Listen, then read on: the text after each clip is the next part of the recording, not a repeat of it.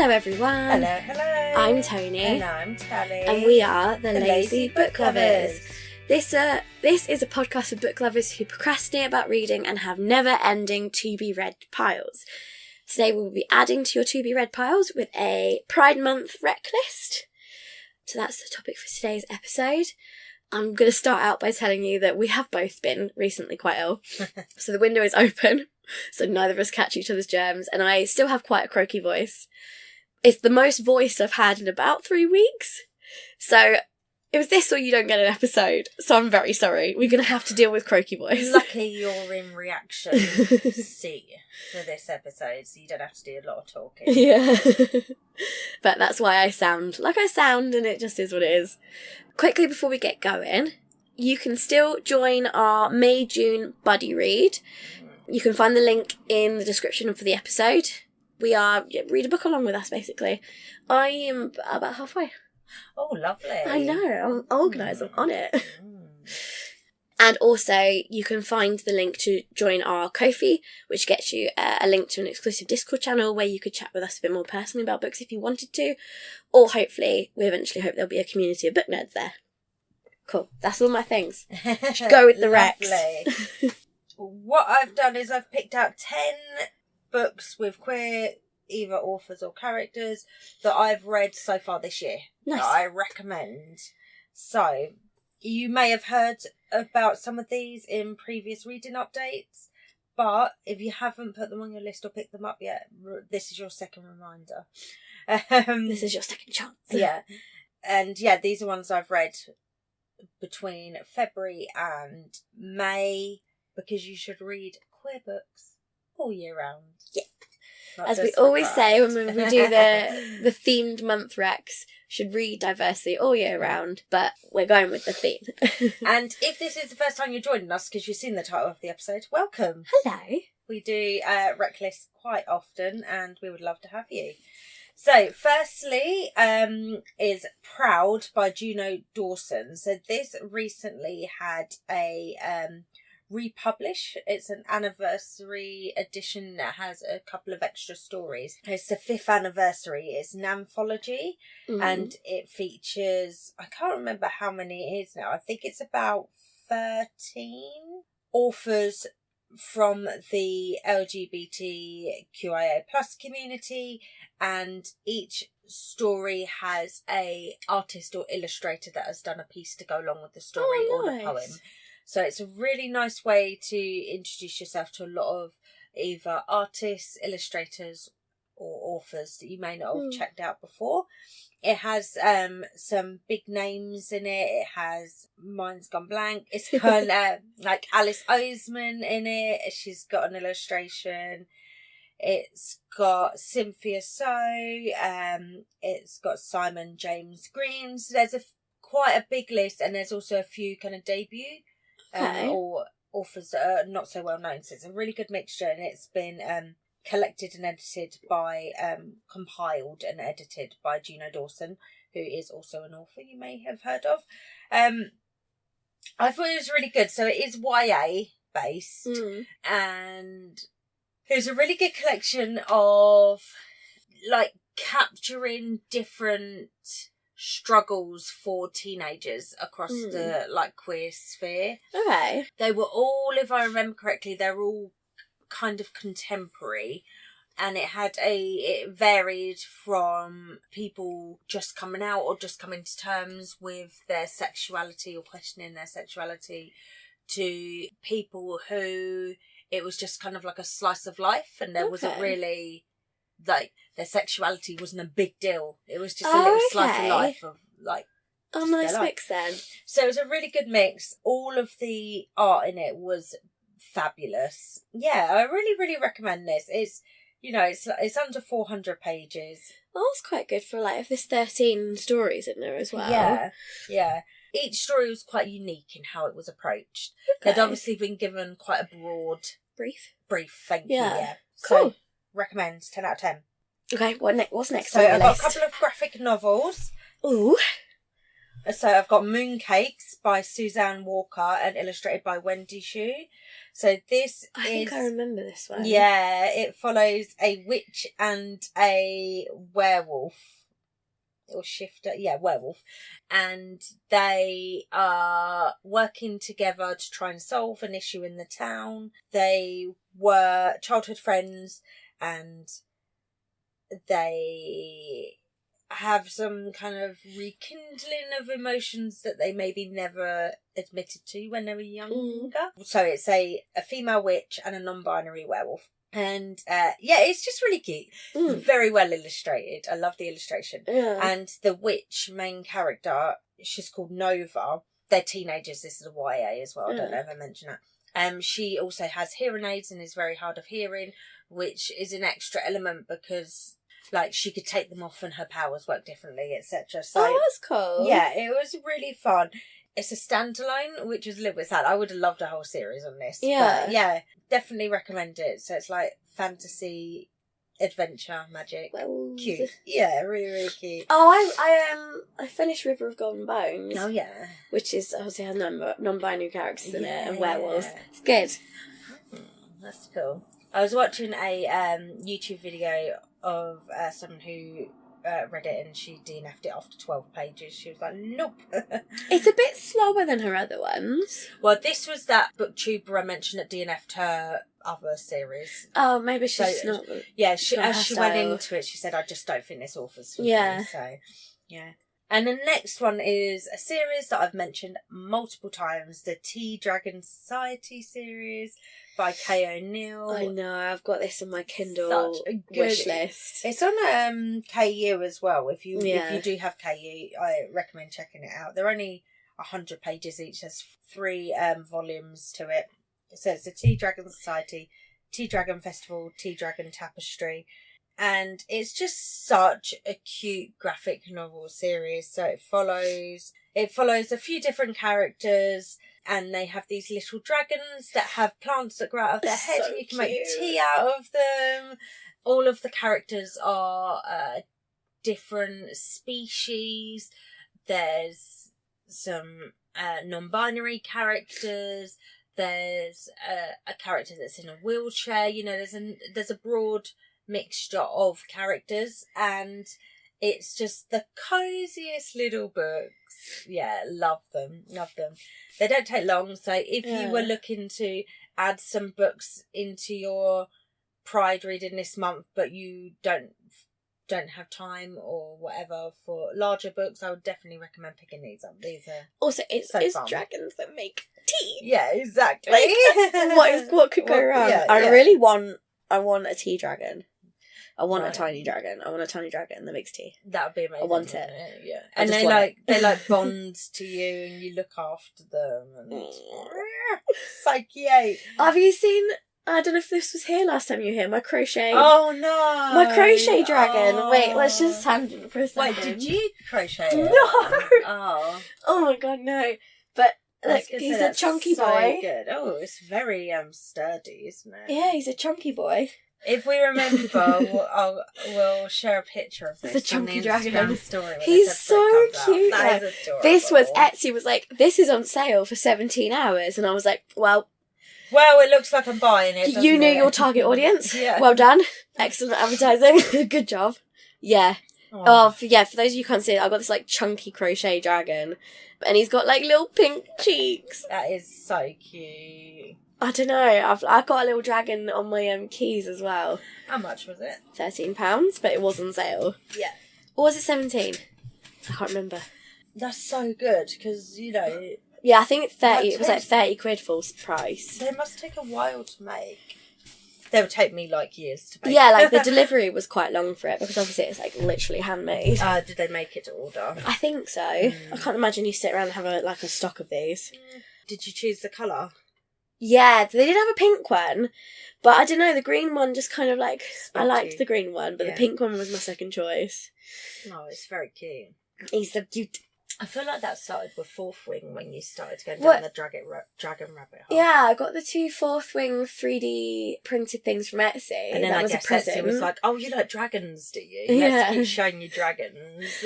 And then me and my boyfriend, actually, because I was having a bit of a rough time, got someone that he works with who has a 3D printer. He asked him to print 2 dragons from How to Train Your Dragon. Yeah. The 3rd film, so when he's got a girlfriend. So I've got Toothless and his girlfriend, but I need to get my brother to paint the eyes on. That's so cute. I love it. So now I've got 4 3D printed dragons. As you should. Anyway, that was a dragon tangent. Yeah, but was relevant. I've got another couple of graphic novels, actually. Okay, nice. So I'll do all these together. So the next one is a YA one. It's called The Girl from the Sea by Molly Knox Ostertag. Now, I consumed this as an audiobook, so I can't tell you about the artwork, but the artwork on the front cover is pretty, so I'm assuming the graphic novel was gorgeous. The audiobook was very good because it was it had a lot of sound effects and stuff. So it follows I actually didn't know you could get graphic novels as audiobooks. I guess it feels obvious, but... Yeah, because me and my son listen to them in the car quite a lot. Okay. And so he really I really love, and then I passed on the love to him, this show called Hilda, which you can watch on Netflix. It started as a graphic novel series. We listen to a lot of the Hilda books in the car. Nice. And they usually have really good sound effects and stuff to them, so... Yeah, recommend. So anyway, this follows a 15-year-old called Morgan, and she lives on a very small little island where kind of everyone knows each other, and she just dreams of finishing high school and leaving the island so that she can be who she really wants to be, because she harbours a secret that she wants to kiss a girl. She thinks she's attracted to girls. And then one night she's walking along the beach and she saves a girl from drowning called Kelty, and they quickly become like really good friends, and they start to fall in love with each other. So Morgan starts pushing her friends away. So it's very good. It's about like family and first love and like how that can affect your friendships and stuff. And it also turns out, it might be a spoiler, so I won't say actually. But yeah, so there's a few little reveals that come along. It's very, very cute. I would definitely check out the graphic novel and see what the illustrations look like. But recommend. And then the last graphic novel is another one I did via audio. So again, I can't comment on the artwork. The audio was very good because it was read by it's a memoir, and it was read by the author, and then a full cast of all the other characters were also voiced. I haven't listened to many audios that are full cast, to be honest. Yeah, I'm finding I really like them. I don't know, sometimes they feel... sound effects, I don't always like them. I don't know, that's what I struggle with. They start to feel a bit too radio play. Yeah, like a radio soap opera kind of thing. I don't mind it too much. Yeah. No. But I listen to a lot of podcasts, and I listen to like podcast stories, so I guess I'm kind of maybe you're used more to of the audience, yeah. So this is called Gender Queer, and it's by Maya Kababi. Sorry if I've pronounced that wrong, I should have looked it up. And this is, it's not there. This author goes by I can't remember how to pronounce it. So it follows the author's, it's like an autobiographical memoir starting from when they were a child, when M was a child, to I think around 2015 or something, and their discovery of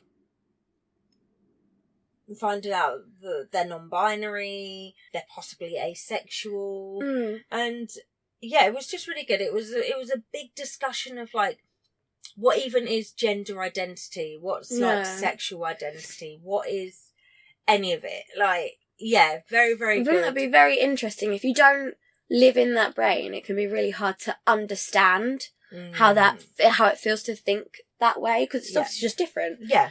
I think stories like that are really good for it. Yeah, I thought it was like, I think it would be very good as well to, as you said, like learn how to advocate for this that you may not understand yourself, because there's a lot of discussion of like how friends and family can react and like help or hinder, and yeah, very, very good, very good. It's been on my TBR for a long time, and I'm glad I did it. I finally got to it. Yeah, I finally finished watching Sex Education, the last series. I'm halfway through that, and then I stopped. And then it is quite intense, to be fair. Yeah, I stopped on, no spoilers, but I stopped on an episode where there was a funeral, and I needed to take a little bit of a break. Yeah. I will come back. But it's quite heavy around then. Yeah. Yeah, no, it ends quite heavy. Like, honestly, I was like... there's only a few episodes after that. 2, I think. Yeah. I cried so much. I was like, this is why I'm ill. And now I'm watching this. But it was so good. I watched Baby Reindeer when I was ill. Oh, no. That must have been such a head fuck. I've not watched it yet, but I've heard enough. No. Oh my God, I didn't know anything about it. I just knew it was about a guy who was being stalked, and that was it. But it gets quite intense on his sexual assault history, doesn't it? I didn't know anything about that. Yeah. And my partner had said to me it's a really heavy show, but he didn't really tell me why. And then when I was watching it and I was in absolute tears and like couldn't breathe and so upset, and he was like, oh yeah, I should have probably mentioned why it was heavy. And I was like, yeah, you probably should have. You should have mentioned the trigger warning's neck. Oh God, yeah. And then I read up about it afterwards, because obviously it's based on a true story. And whilst he aimed to keep her identity a secret and changed enough that he thought no one would be able to find her, she's gone on like Piers Morgan and done interviews and stuff. She's clearly not well. She's not well, no. Like, we should not, Piers Morgan's taking advantage of that. He should not have done that, no. And I've not watched it. I hate Piers Morgan. Yeah, I've not watched it. I've just seen people's reactions to it. I don't want to watch, like, for entertainment value, someone who is possibly having a mental health breakdown. But I've seen clips of it, and I do not think she's mentally healthy. Yeah. Or mentally well. So I think that they shouldn't have interviewed her. Certainly not to be under scrutiny of an entire nation. Yeah. No. Yeah, I understand, like, she wanted to have her own, give her 5 minutes, story. Yeah. But at the same time, he never mentioned her. So if she hadn't given her side of the story, would anyone have... yeah, that fucked me up. I watched Bridgerton, the first part of season 3, then watched that, and then I rewatched Bridgerton twice to try and cleanse my brain. Yeah. That's why I've not watched it, because I was like, I just don't... It fucking haunted me for days. I'm not gonna lie. It was awful. I did watch... It says you will never rewatch it. It's a one and done. I watched Big Mood, that's on Channel 4. I don't know what that is. It's got Nicola Coughlan in it. Okay. It's a comedy. She's bipolar. Yeah. And it's just her and her best friend. Yeah. Like, living life. And seeing as we've gone on this little tangent, Bridgerton... We were being too concentrated. Season 3. Oh my God, I loved it. I did. But this is what I would have... In my ideal, if they were writing a show just for me, I would have preferred Pauline's story to be season 4, and I would have liked season 3 to be more of them maybe seeing each other slightly different, but as a secondary story. Yeah. I would have liked them to have a real slow burn. It was quite an escalation from Friends. Yeah. To where they went. I would have loved them to have actual slow burn. And I know that, like, each sibling has one season that's kind of devoted to them, but I think well, the one who's definitely gay but is not in this series, Benedict. Yeah. His book is before Penelope's. Yeah, yeah. And Colin's. He is supposed to be this season, but they switched it. Yeah, and I think if any couple should be allowed to have their relationship go across 2 seasons, it should have been Pauline. They have breadcrumbed it through the earlier seasons, but I feel like they just not rushed enough. it too much. I would have liked, Or even if the entire series being the build-up. Yeah, so maybe like that carriage scene could have happened at the end of season 3. Yeah. And then we picked up with them at season 4 or something. I would have liked that, but, you know. I guess they're trying to make up for lost time, aren't they? Yeah, I guess so. And I think like a lot of people have, obviously I've not read the books, but a lot of people have said that they think Francesca, her storyline isn't enough to like pad out the seasons. That's why they've really brought in. But I don't know. Obviously I've not seen part 2, so I don't know. Yeah. It's reminding me that I really need to watch Queen Charlotte though. Oh my god, you really need to though. Yeah. Like, it is perfect. Like, I love Queen Charlotte so much. Yeah. And it's so, like, it's heartbreaking, but in a really, really good way. It's so, I actually bought it from Tesco's recently. I saw it down there, yeah. Yeah, it was in a 2 for deal, so I had to, obviously. Obviously, it's the rules. Yeah. Right, next on my list is another anthology, and it's called Transmogrify. And it's a fantasy short story YA collection, and it's all about trans or gender non-conforming characters. There's 14 stories, and yeah, it was really fun. It was quite, it gave me like the vibes of Pride, but it was fantasy, so they could really do some fun things with it. So we had things like witches and stuff like that, and then we had a little bit more slightly magical realism, like a contemporary with a fantasy twist to it. I must admit, I had not read... I've read from one of the authors before, and the rest I haven't even heard of, so it's quite a good collection of, I think, quite a good collection of introducing authors to you. Yeah. Obviously, just because I haven't heard of them doesn't mean that nobody else has. Yeah. Yeah, this is really fun. The tagline for the book is Magic is for Everyone, and it's called Transmogrify, 14 Fantastical Tales of Trans Magic, and that sums it up. It was really fun. There was like a Cinderella retelling. I really liked that one. Yeah, you love a retelling. I do love a retelling. Yeah, really good. I listened to it as an audio, and they had a lot of different narrators, which really helped separate the different stories as well. Yeah, 10 out of 10 again.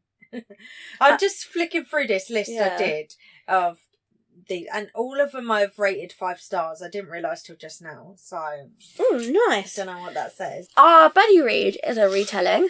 Yes, it is. Oh, I think you're gonna like it. Yeah.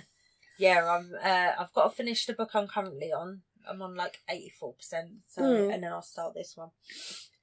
Yeah, and the author, I am part of her. She does like review tour type things. I'm part of that as well, which is cool. Yes. Next one is The Do's and Donuts of Love by Adaba Jagirda. Sorry if I've pronounced that wrong. I did not look it up.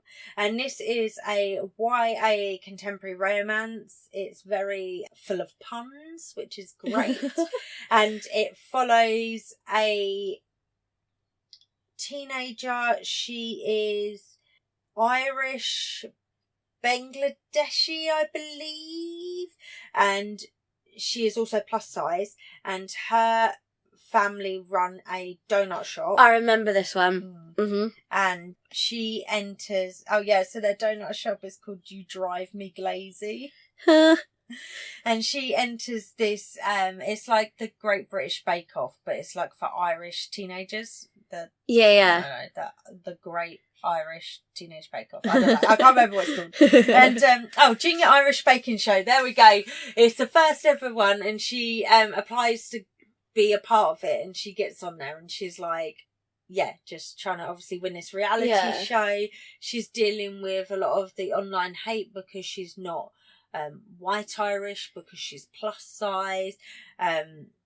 She also her ex-girlfriend is a contestant, and her ex-girlfriend's family run a donut shop opposite, so they're like rival families, rival donut shops. And she is, I think Vietnamese, Irish. So they've recently broken up, and then they get paired together in this baking show. They're both getting hate because they're not white, and members of the public are scum. Pretty similar to what happened on actual British Bake Off when we had Yeah, people of colour winning. Yeah. No, that's literally what happened. I only watched the first few episodes, so first few series. There was, I can't remember her name, but she was, and I can't remember her nationality or anything, but she was not white, received a lot of hate, but has gone on to have quite a successful career as making cookbooks and stuff, so, and cooking shows. So yeah, there's a lot of baking description. It will make you hungry. Make you hungry, make you dribble a bit. Yeah, it was really fun, really heartfelt. Good. Yeah, so this is the author of The Henna Wars, which I've also read and loved, and they've also written Hanny and Issue's Guide to Fake Dating, which I haven't read yet, but I anticipate I will love. So all of the characters are Irish Bangladeshi, which is also the author's nationality or ethnicity. So yeah, very good. Interesting. Next on my list is... Bam. Oh, yeah, don't think I've spoken about this one, actually. So it's a horror. Oh. The only horror on this list, I think. And it's called She is a Haunting, and it's by Trang Tan Tran. And, oh my God, this book, it's like... Yeah. Oh, you're like stress scraping your face. Yeah. Oh my God. It's like, it's a debut as well. Yeah. And it was just so atmospheric. It was like so beautifully written. It's like, oh yeah, it's like a ghost story. So it follows this character, Jade, who is Vietnamese, but she's grown up in America. Yeah. But she's always felt like she's not American enough, she's not Vietnamese enough. Like she feels like she doesn't really fit in anywhere. And she's got to the point where she's graduating high school, she wants to go to college, but she can't afford it. Her parents split up when she was about 8, I think, and her dad went back to Vietnam. And then she's got one. She's got a younger sister and a younger brother. Right. So 2 siblings, and he's had nothing to do with them since he left them. Yeah. So I think like she was I think she was 8, her sister was 10, and her brother was 3 or something like that. Yeah. And then he's had nothing to do with them. So her sister wants to get to know him, and he is opening a B&B in Vietnam. So he says to Jade, I will pay for you to go to college if you come and spend your summer holidays with me here, helping me build the website for my B&B. Yeah. And then her sister's going to go as well because she wants to get to know her dad. Jade is only going for the money. She does not want to know her dad at all. And her little brother stays with her mum. They go visit family or whatever. So she's there for 5 weeks whilst he fixes up this B&B. It's an old colonial house. Yeah. And then she's building a website for it, and then there's going to be like a grand opening at the end of the summer. Yeah. However, she starts having strange things occur. So she wakes up one morning and it feels like something's been crawling in her throat. Or there's a message that says don't eat on the mirror. All the food in the fridge keeps rotting, and they've had to replace the fridge so many times, and the food just keeps rotting and rotting. And so she is convinced that the house is haunted, but no one believes her. So she, along with, she kind of makes friends with someone that lives locally who is helping her make the website. And there is a little bit of a romance between the two of them. Her and this girl, Florence, they decide to get her dad to take her seriously. They start setting up fake haunting stuff around the house. All right, okay. To get him to take it seriously. But then that kind of agitates the ghostly elements more. Yeah. Oh, it was very atmospheric, very good. It was kind of like I don't know if it was, but I would put it under like a microtrope of Sentient House kind of vibe. It was, okay. yeah, very, very, like the house was haunted. The house is like a character. Yeah, I would say so. Like, the house was, it held the haunting. It held all of the, she starts to find out about things that happened in the house, and obviously it's a colonial house, so there was a lot of dodgy stuff. It was brilliant, yeah. France colonised Vietnam, so it would have been French colonial architecture as well, which is, again, gives it a bit of spooky European ancient vibes. Yeah, exactly. Yeah. And the house is actually her family's house. So, like, her dad's grandma owned it, or great-grandma, and then it got taken away, and they were kept as servants there for the new family that ran out. I don't know. Brilliant, really good. I would also put it in line with The Reckoning. I can't remember who wrote that, but that was another good book that I would say they have similar vibes. Very different historical stuff, because that's based on a plantation in America. But I would say if you like The Reckoning, give this one a try. Right, two more. Oh my god, we've been so efficient this episode. So even with Dragon Tangent. Yeah, Dragon Tangent. So I read and could not put down, and literally read it the day it came out, which, if you know me, that never happens. Unheard of. The Sins on Their Bones by Laura R. Samotin, and this is a dark fantasy inspired by Jewish folklore and mysticism. Yeah. It's a queer debut. It's just hitting all the buzzwords. Yeah, On here it says it's perfect for fans of Leigh Bardugo and Ava Reid, and I would just say yes. Okay. 100%. So this is a fantastical reimagining of 19th century Eastern Europe. It follows Dmitri, who used to be the Tsar of Novo Svitsevo, which I don't know if that's a real place or if that is a fantastical place for this. He has now lost a civil war that was instigated by his husband, Alexei. And when we start the book, he's broken from this civil war. Yeah.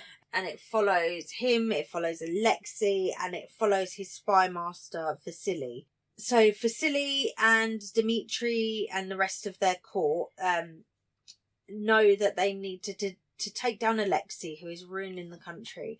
They need to get into his car. It's like a heist, but they're not stealing stuff. Yeah. They're, like a heist adventure kind of thing. Is it family a bit as well? Oh, definitely. Yeah. We find out that Alexei had been dabbling in the dark arts, claims he's being guided by the voice of God, and he is now immortal from the holy science.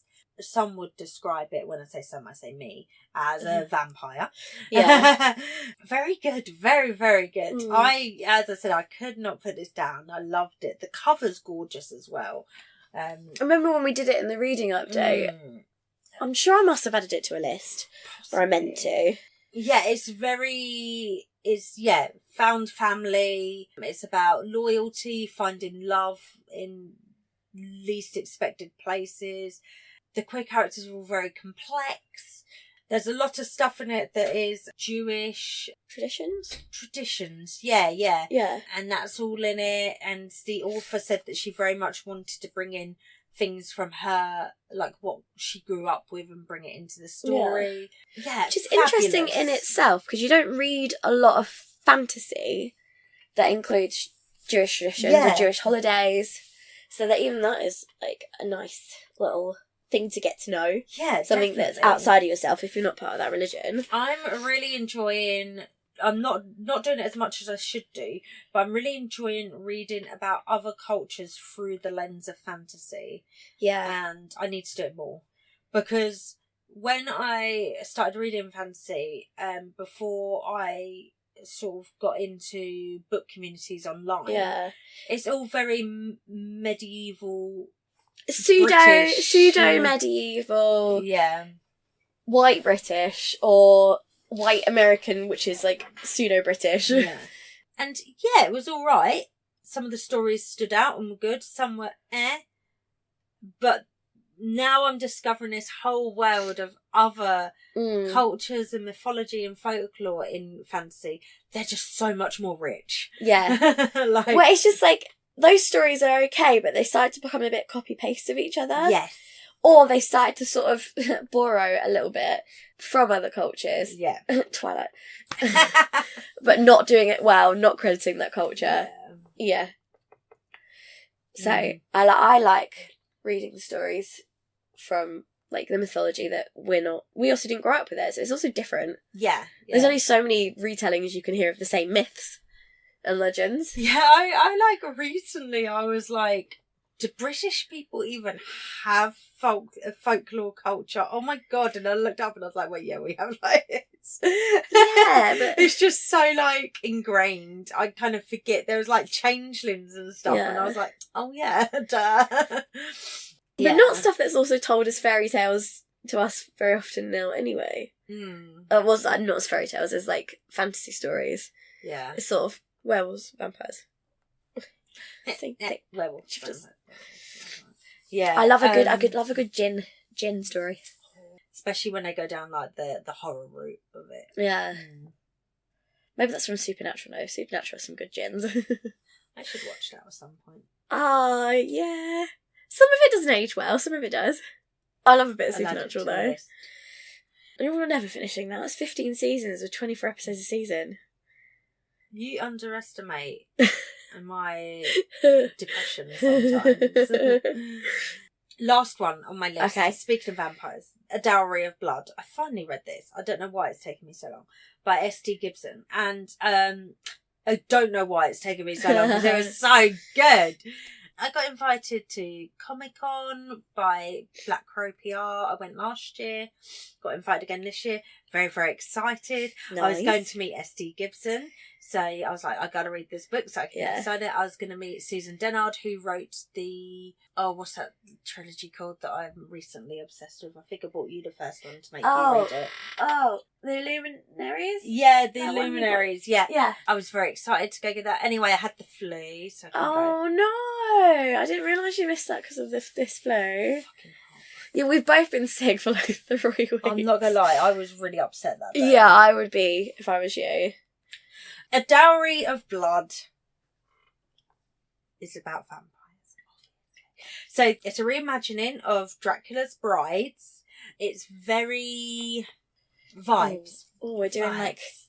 It's the vibe. Crabby fingers. Yeah, there's not a great deal of plot. Oh, it's so one of your books where it's kind of perfect. It's like meandering. Yeah, that's perfect for you. Yeah. It says here it's a lyrical and dreamy reimagining, and I would say yes. Yeah, definitely a Tally book. It's a story of desire, obsession, and emancipation. Again, yes. Yeah. So we follow Constanta, who is a medieval peasant who is on the brink of death, and then a gentleman comes across her. We never learn his name. So the story is it's her telling her story, and she says she will never say his name. It says in this synopsis Dracula. Also, Dracula is like a secondary character who we don't even see. No, you do see him. He's a big part of it, but she because she hates him so much, she will not say his name. And I'm like, Queen, yeah. So it says in the synopsis Dracula. That never occurred to me, I'm not going to lie. Throughout the whole story, it never occurred to me it could be Dracula. A aristocratic vampire comes across her and gives her immortal life. Yeah. And then takes her as a bride. It makes sense now that it's meant to be Dracula. Yeah. He takes her as a bride, and they just kind of like flounce about. Like, they just, they go around London and live their best lives. They go around Paris, they're all rich and they're just like, la da da da da da, loving life. She discovers, she discovers lust and passion and all these things that she wouldn't have access to as a medieval peasant lady. But then one day he introduces another woman to their family, and takes on a secondary wife, and then eventually introduces another. So they end up as 4. Oh, okay. And they're like, Polly. Oh, so are the women consenting in the scenario to the polyness of it? So the last one is a gentleman. Right. So the second and third people that join the family, they come into it with their eyes open, whereas Constanta is kind of like tricked into it. And then she starts to question how much her husband actually loves her. Or and then she starts looking into his past and she realises he is actually capable of very dark, evil things. Yeah. Which she'd never considered before because she was so blinded by, like, love. Okay. And it's just kind of about their lives and, like, a found family element and... Yeah, that's it really. Is it one of those ones that has a conclusion, or is it just kind of like ends? It does have a conclusion. Okay. And apparently it's the first in a series, so I don't know. Okay. I don't know how many books are being planned. I know there's another one, but they have a chapter called An Encore of Roses, which is from one of the other characters' point of view, because the whole book is just from Constanta's point of view. And Encore of Roses is another character's point of view, like a year after the ending of the book, and so I read that was included in my copy of the book.